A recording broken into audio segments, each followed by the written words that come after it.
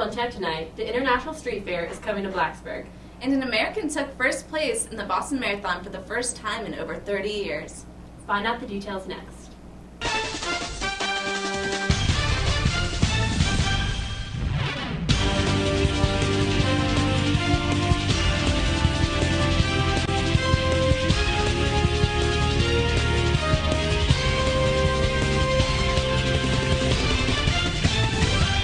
Welcome to Tech Tonight. I'm Samantha Hill. And I'm Macy Kinder. An attempted abduction near an elementary school is being investigated by the Radford Police Department. The attempt occurred Friday, April 18th, in the evening. In the report, a parent told officials the incident occurred around 6 p.m. 3 children between the ages of 7 and 8 years old said that 2 men approached them in a small, compact vehicle that was dark in color. The men offered the children money to get into the vehicle with them. The driver of the vehicle is believed to be white, and the passenger is believed to be dark-skinned, possibly wearing a hat. The vehicle is believed to be an older model, black and red Mitsubishi Eclipse, or a Chevrolet Camaro with a spoiler on the back. Anyone with information is asked to contact the Radford Police Department at 540-731-3624.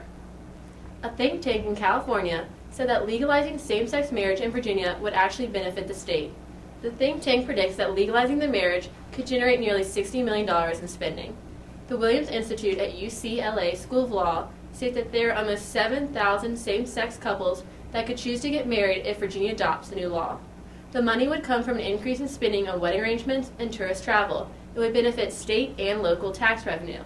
A panel at the Fourth Circuit Court of Appeals will review the law May 13th.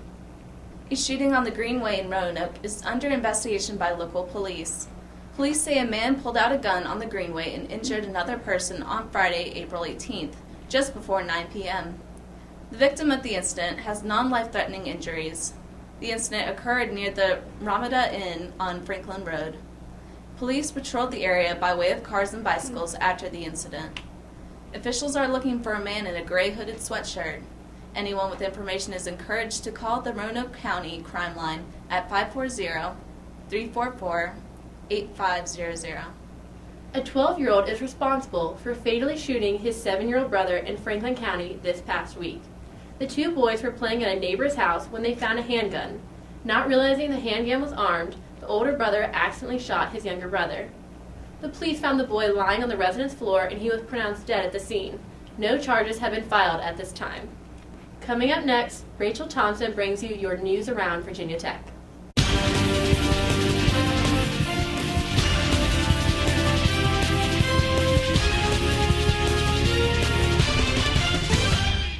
Welcome back. I'm Rachel Thompson with your news around Virginia Tech.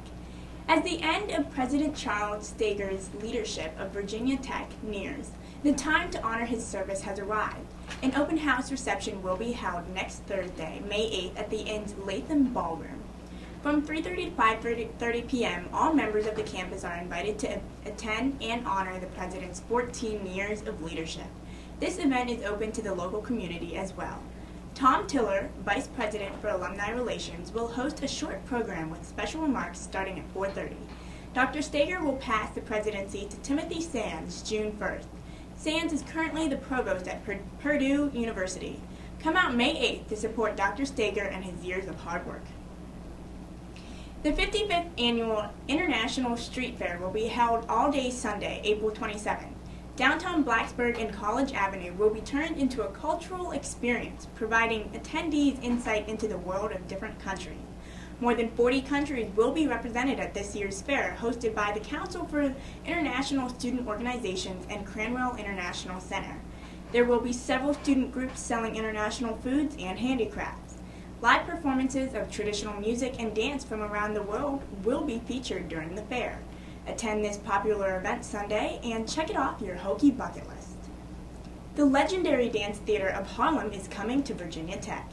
Wednesday, May 7th at 8 p.m., the dance company will perform Far But Close, its new one-act ballet. It will be presented by the Center for the Arts at Virginia Tech and will be held at the Anne and Ellen Fife Theater, located within the Moss Arts Center's Street Ann Davis Performance Hall. Far But Close is an exploration of storytelling through ballet. Daniel Beatty created the play and John Allen defined the choreography. Tickets are available for $10 for students. Purchase them online or at the Moss Arts Center's box office. Don't miss this special opportunity on May 7th. Coming up next, Courtney Holroyd brings you your entertainment news.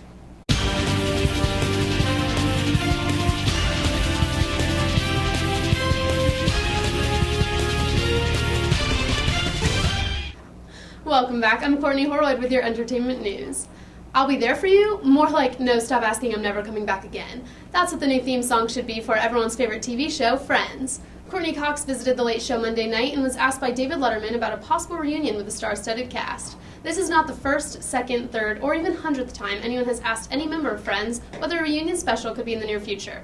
People clearly need to stop trying to make it happen, a sentiment that was echoed by Courtney Cox when she responded to Letterman's question with a quick and firm, not gonna happen. She went on to describe the long and tedious process a televised reunion would entail, and even said an off-camera dinner with the full cast hasn't been possible in the 10 years since the show has ended. Not even a dinner party? Looks like it's just time to let this dream die, people. Popular Monday night TV show The Voice is famous for its gut-wrenching live performances and powerhouse vocalists. But this Monday, one of the finalists, Kristen Merlin, was made all too aware of how live the show really is. In the middle of her tear-jerking performance of Sugarland's hit single, Stay, the mic of the singer suddenly cut out, leaving viewers shocked by the deafening silence. Merlin said, quote, "I was totally in my own head going, oh my god, what do I do? Honestly, I just wanted to run off and cry in a corner." But Merlin never broke stride. The Team Shakira finalist kept singing her heart out to the amazement of everyone watching, never batting an eye. She was praised for her professionalism. After the performance, Judge Adam Levine said, quote, "You handled it so gracefully. It was as if nothing happened. Well done." So what gave her the courage to continue on? Because this is a once-in-a-lifetime chance. I'm always in life just going, always trying, never giving up, and I think that just kind of proved it, Merlin said. You should have sued them and claimed the trophy, but then again, that's just my opinion.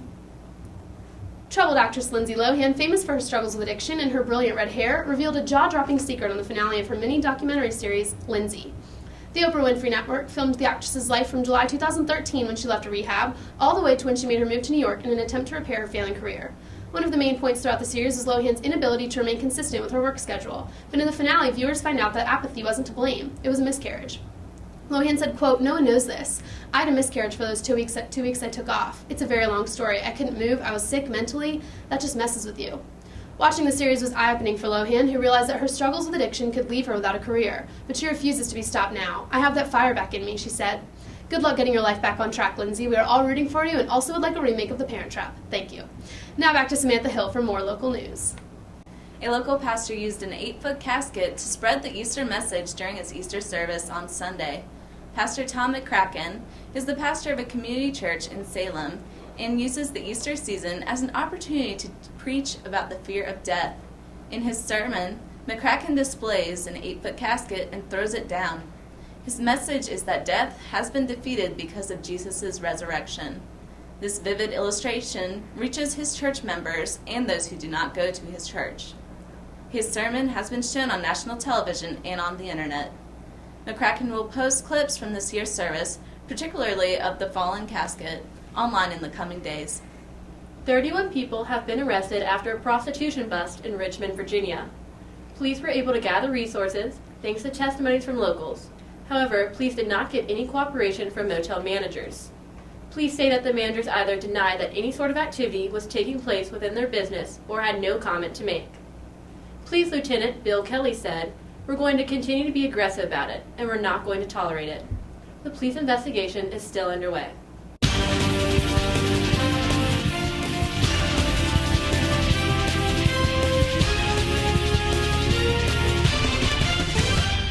Welcome back. I'm Bailey Engel with your sports headlines. 1 year after devastating explosions at the finish line not only shook Boston but the entire country, an American took the men's title for the first time in over 30 years. Meb Keflezighi won the Boston Marathon yesterday after running the dreaded 26.2 miles in a personal best 2 hours, 8 minutes, and 37 seconds. Keflezighi dominated most of the race until the last 2 minutes when Wilson Chebet closed in on his monstrous lead. Keflezighi broke ahead once again, though, becoming the first male runner from the United States to win the race since 1983. On the women's side, Rita Jeptu from Kenya won her second straight Boston Marathon, clocking in at 2 hours, 18 minutes, and 57 seconds. Record-breaking crowds showed up to cheer the runners on, showing the true strength of a once-wounded city. Michael Jordan's Charlotte Bobcats travel to Miami to face off against the top-seeded Heat Sunday. LeBron and company struggled against the Cats, allowing former UConn standout Kemba Walker to score 20 points, who came in for an ailing Al Jefferson, who still managed to rack up 18 points and 10 rebounds. Miami got hot in the fourth, igniting an 18-4 run by putting the Heat up as much as 17. James Jones came in strong for the Heat, scoring 12 points off the bench. With LeBron's 27-point performance, he passes Larry Bird to become 8th on the all-time playoff scoring list. The Heat played the Bobcats again at home Tuesday at 7 o'clock for Game 2. Knicks' new team president Phil Jackson made his first big team decision yesterday. Head coach Mike Woodson was fired Monday after the Knicks posted a disappointing 37-45 record despite winning 54 games the previous year. Jackson completely cleaned house, firing the entire coaching staff along with Woodson. Jackson, a 13-time NBA champion, including 11 as a coach as the Bulls and Lakers, is rumored to be looking at Steve Kerr to replace Woodson. Kerr is currently an analyst for TNT and worked as the Suns GM from 2007 to 2010. Kerr also played for Jackson when Jackson was head coach of the Bulls. Thanks, Bailey. I can't believe the spring semester's almost over. Like, it went by so fast. It seems like it just flew on by. Do you feel like you have a lot due before the end of the semester? Definitely. I think it's because I don't have as many finals, so I guess like, as payback, they're like, let's just give you a whole bunch of work to do. Yeah, I feel like all my projects are right now. Mm-hmm. I'm doing these last 2 weeks. I'm just really sad that it's all about to end. It's very bittersweet that my freshman year is about to end, and I've had a really good time, but there is a lot of work to be done in these last 2 weeks, so. Yeah. Yeah, but, I'm still excited for the summer, so. Yep, me it's too. been a great time. That's it for Tech Tonight. I'm Samantha Hill. I'm Bailey Engel. And I'm Macy Kinder.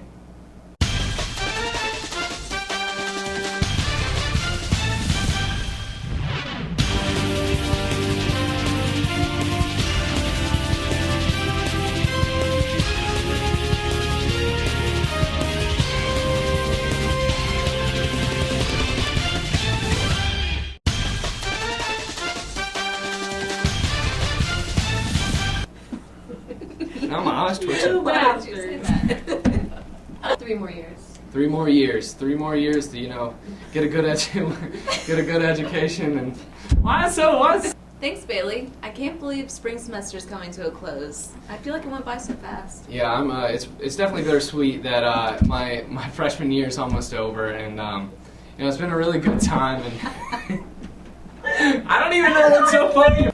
You can't. I'm Bailey Engel. Yeah, what's so funny? That's my name. I can leave. I can leave if y'all want.